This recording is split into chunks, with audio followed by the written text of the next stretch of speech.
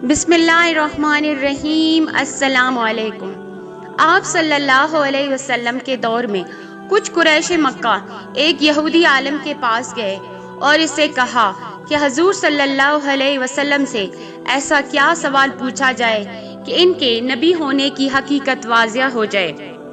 اس کے جواب میں یہودی عالم نے آپ صلی اللہ علیہ وسلم سے 3 سوال پوچھنے کو کہا، جن میں سے ایک سوال یہ تھا کہ اصحاب کہف کون تھے۔ لہٰذا اللہ پاک نے اپنے پیارے محبوب صلی اللہ علیہ وسلم کو اس کا جواب قرآن پاک کی سورہ کہف کے اندر مکمل وضاحت کے ساتھ بیان فرمایا۔ حضرت عیسیٰ علیہ السلام کا دور تھا جب اللہ تعالیٰ نے آپ کو آج کے دور کے فلسطین کے علاقے میں اسلام کی تبلیغ کے لیے بھیجا۔ یہ علاقہ اس وقت رومن امپائر میں شمار ہوتا تھا۔ یہ بت پرست لوگ تھے۔ یہاں ایک یہودی بادشاہ کی حکمرانی تھی جو رومن حکومت کے ماتحت کام کر رہا تھا۔ جب حضرت عیسیٰ علیہ السلام نے تبلیغ شروع کی تو رومی لوگ آپ کے مخالف ہو گئے اور آپ کو گرفتار کر کے سولی پر لٹکانا چاہا، مگر اللہ کے حکم سے آپ کو زندہ آسمان پر اٹھا لیا گیا۔ اس واقعہ کے کچھ عرصے بعد یہودی لوگوں نے رومی حکومت کے خلاف بغاوت کر دی۔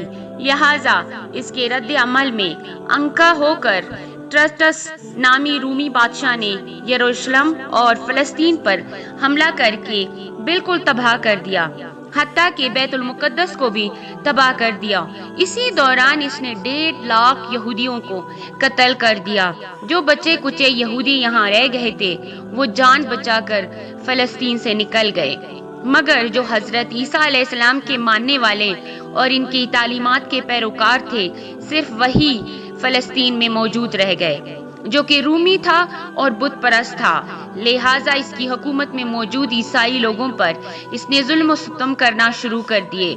ایک دن حضرت عیسیٰ علیہ السلام کے چند ماننے والے حواریوں کو اس نے اپنے دربار میں بلایا اور ان سے کہا، میں تمہیں چند دن کی مہلت دیتا ہوں، تم اپنے نئے دین یعنی عیسائیت سے باز آ جاؤ، ورنہ میں تمہیں قتل کر دوں گا۔ عیسیٰ علیہ السلام کے پیروکار یہ نوجوان لوگ دراصل اصحاب کہف تھے، جن کے واقعہ کا ذکر قرآن پاک میں سورہ کہف میں وضاحت سے آیا ہے۔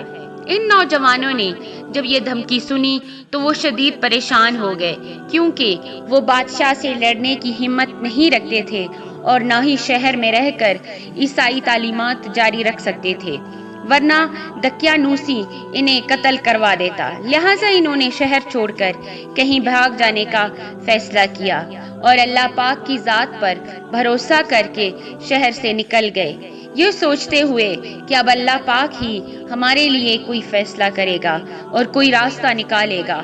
یہاں تک کہ وہ ایک پہاڑ کے غار میں جا کر چھپ گئے اور وہیں سو گئے، یہاں تک کہ سوتے سوتے ان پر 300 سال کا عرصہ گزر گیا۔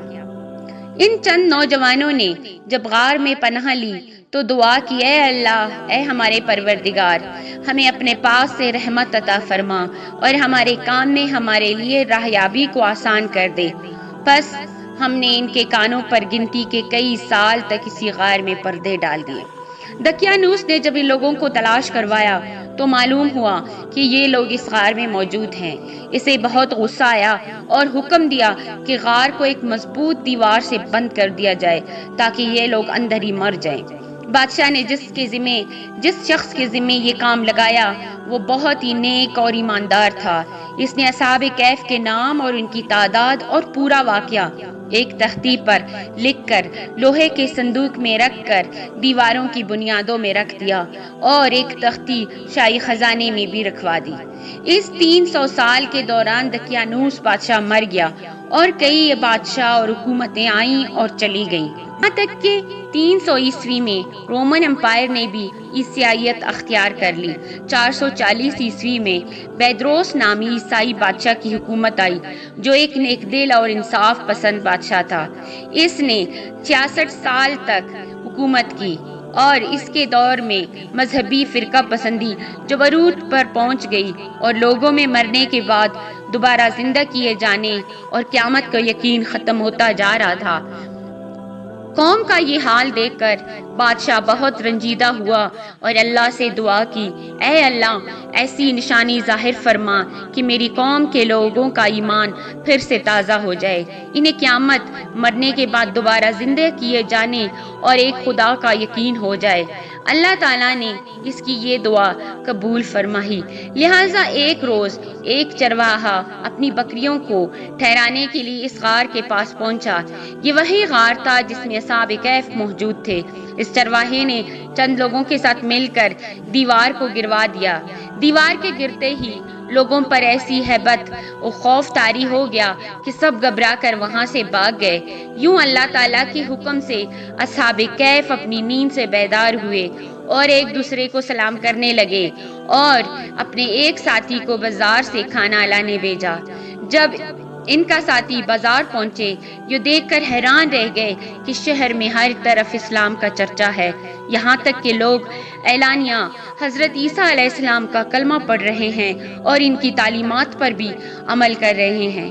اس کا کشمکش اس نے کھانے کے عوض اپنے زمانے کے سکے دکاندار کو دیے۔ دکاندار نے جب یہ سکے دیکھے تو شک ہوا شاید اس شخص کو پرانا خزانہ مل گیا ہے، لہٰذا اس نے اس کو سپاہیوں کے سپرد کر دیا۔ سپاہیوں نے ان سے پوچھا، بتاؤ یہ خزانہ کہاں ہے؟ اس نے کہا، ہمارے پاس کوئی خزانہ نہیں، یہ ہمارا پیسہ ہے۔ سپاہیوں نے کہا، ہم کیسے مان لیں کیونکہ یہ سکے 300 سال پرانے ہیں۔ اس نے کہا، پہلے مجھے بتاؤ دقیانوس بادشاہ کا کیا حال ہے؟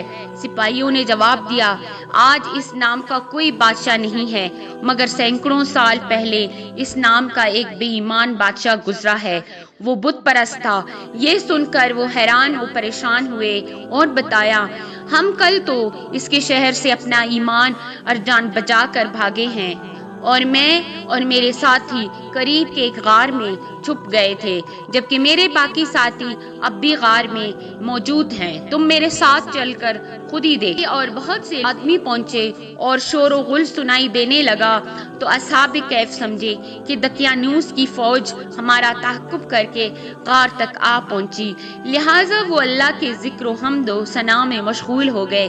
سپاہیوں نے غار پر پہنچ کر تانبے کا وہ صندوق برآمد کر لیا اور اس کے اندر سے تختی کو نکال کر پڑھا تو وہ اصحاب کہف کے نام اور یہ لکھا تھا کہ یہ مومنوں کی جماعت ہے جو اپنی دین کی حفاظت کے لیے دقیانوس بادشاہ کے خوف سے اس غار میں پناہ گزین ہوئی ہے۔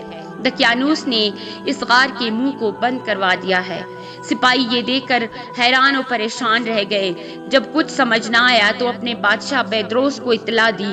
بادشاہ نے یہ خبر سنی تو فوراً اپنے عمرا علماء کے ہمراہ پہنچ گئے۔ اصحاب کہف نے غار سے نکل کر تمام واقعہ سے بیان کیا۔ بیدروس نے سجدہ گزار ہو کر اللہ تعالیٰ کا شکر ادا کیا کہ اے اللہ میری دعا قبول ہوئی اور آپ نے ایسی نشانی ظاہر فرمائی کہ انسان موت کے بعد زندہ ہونے کا یقین ضرور کرے گا۔ اس کے بعد اصحاب کہف نے بادشاہ کو دعا دی اور سلام کرنے کے بعد دوبارہ اسی غار میں واپس چلے گئے اور دوبارہ واپس جا کر سو گئے، اور اسی حالت میں اللہ تعالیٰ نے انہیں موت دے دی۔ بادشاہ نے اسی غار میں ان کی قبریں بنوائی اور سالانہ ایک دن مقرر کر دیا جب یہ لوگ اصحاب کہف کی قبروں کی زیارت کے لیے۔ حدیث سے اصحاب کہف کے نام اور تعداد صحیح ثابت نہیں، تفسیری اور تاریخی واقعات میں ان کا نام مختلف بیان کیے گئے ہیں۔ اصحاب کہف کا ایک سائنسی تحقیق کے مطابق اگر آخر ایسا کیسے ممکن ہوا کہ اصحاب کہف پر وقت اثر انداز نہ ہوا اور نہ ہی ان کے جسمانی خد و خال میں کوئی تبدیلی آئی، جبکہ ان کے پاس 300 سال ایک عرصہ گزر گیا۔ یہ افراد زمین پر سوئے ہوئے تھے، ان کے پورے جسم پر کشش ثقل کی مقدار برابر تھی اور ان کی جگہوں کی کشش ثقل اور ارد گرد کی کشش ثقل سے بہت زیادہ تھی، لیکن یہ مقدار ایک ہی وقت میں کیسے ممکن ہو سکتی ہے؟ سائنسدان اب بھی یہ تسلیم کر چکے ہیں کہ زمین کے مختلف حصوں پر کشش ثقل ایک جیسی نہیں، اور اللہ تعالیٰ کے لیے یہ مقدار کم اور زیادہ کرنا کوئی مشکل نہیں۔ ان لوگوں کی جگہوں کا کشش ثقل اتنا زیادہ بڑھ گیا تھا کہ وقت کی رفتار بہت کم ہو گئی تھی، یہاں تک کہ کئی سو سال گزر۔ سورہ کہف کی خصوصیت یہ ہے کہ حضرت علی کریم اللہ وجہ کی روایت ہے کہ رسول اللہ صلی اللہ علیہ وسلم نے فرمایا، جو شخص جمعہ کے دن سورہ کہف پڑھ لے وہ 8 روز تک ہر فتنہ سے بچا رہے گا، اگر دجال نکل آئے تو یہ اس کے فتنے سے بھی بچا رہے گا۔